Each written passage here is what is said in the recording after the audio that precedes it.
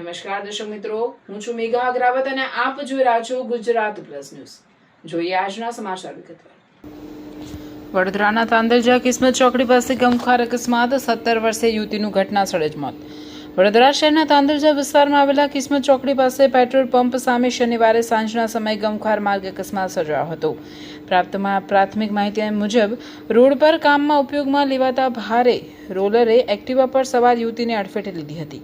અકસ્માત એટલો ગંભીર હતો કે યુવતીનું ઘટના સ્થળે જ કરુણ મોત નીપજ્યું હતું। મૃતક યુવતીની ઓળખ માહી, ઉંમર 17 વર્ષ તરીકે થઈ છે। અકસ્માત બાદ રોલરનો ચાલક વાહન સ્થળ પર જ મૂકીને ફરાર થઈ ગયો હોવાનું જાણવા મળ્યું છે, જેના કારણે સ્થાનિકોમાં ભારે રોષ અને ચકચાર ફેલાઈ હતી। ઘટનાની જાણ થતાં જેપી રોડ પોલીસનો કાફલો તાત્કાલિક ઘટના સ્થળે પહોંચી ગયો હતો।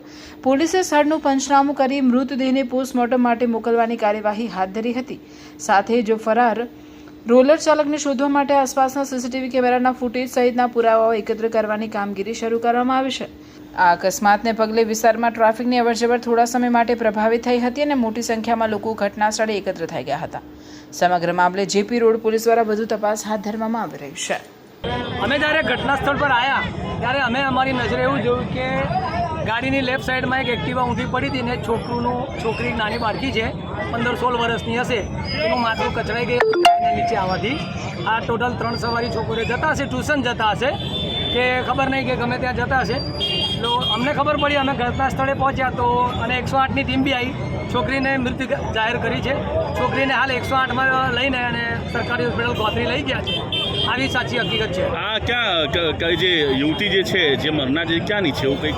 એ તાંદલજા ફેજ સ્કૂલની બાજુમાં જમજમ એપાર્ટમેન્ટ જમજમ સોસાયટી કરીને છે, જમજમ પાર્ક, ત્યાંની આ યુવતી બતાવવામાં આવે છે। યુવતીના સગા સંબંધીઓ, એમના કાકા, ભત્રીજા, એમના રિલેટિવ જે બી બધા છે અહીંયા ઘટના સ્થળે આવી ગયા છે ને તેમની નજરમાં છોકરીને 108માં હોસ્પિટલ લઈ જવામાં આવે છે। તમારો પરિચય? મારું હું સોશિયલ વર્કર છું, મારું નામ જાબીર ખાન નસરુદ્દીન।